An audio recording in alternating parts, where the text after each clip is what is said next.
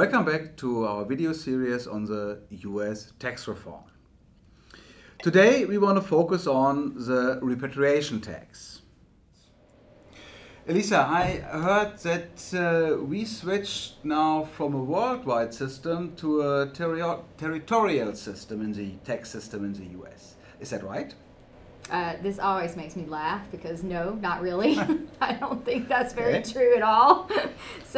But we'd like to actually advertise that is something that we've done, gone to a territorial system. There's been a lot of discussion about moving to a territorial system, and you're going to see a lot of comments out there that we have in fact moved to a modified territorial system, but I don't really think that is accurate. The reason they say that is because one of the main changes in the tax law is that in the future, companies are going to be able to bring money from overseas back to the U.S. tax-free.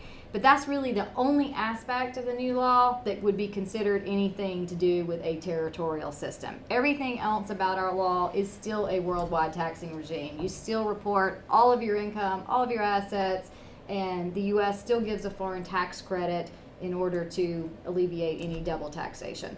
Okay, but how do we, being on a worldwide tax system, I mean, how are we getting there that foreign dividends are tax-free? Well, actually, there is a new tax, again, so we've had several new taxes in the law. This referred to as the repatriation toll tax, or either a repatriation tax or toll tax.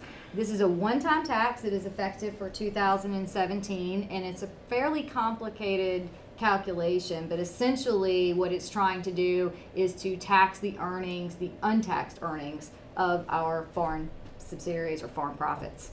Mm-hmm. I mean, just thinking out loud, I mean, does this really apply to our clients, a typical German Mittelstand? I think initially my reaction and a lot of people's reaction was probably not, right? And so you think mostly of like the big companies in the U.S. that have a lot of foreign subsidiaries, and we're in the reverse of that. We have German parents with U.S. subsidiaries. So I think we often thought this is not going to apply. But what we often find with our German Mittelstand clients is that the ownership of the company has been passed down to children or grandchildren, and somebody in that group of people has moved to the U.S. because they wanted to go to school, and then they fall in love, they get married, they stay here, like you. Well, that's a very good example. Right? That's true. You're here in the U.S., right? And so if any of those children or grandchildren own, 10% or more of the company, then it's possible that this repatriation tax, could apply to them. So that's a situation where I think we might see it a lot with our German Mittelstand clients.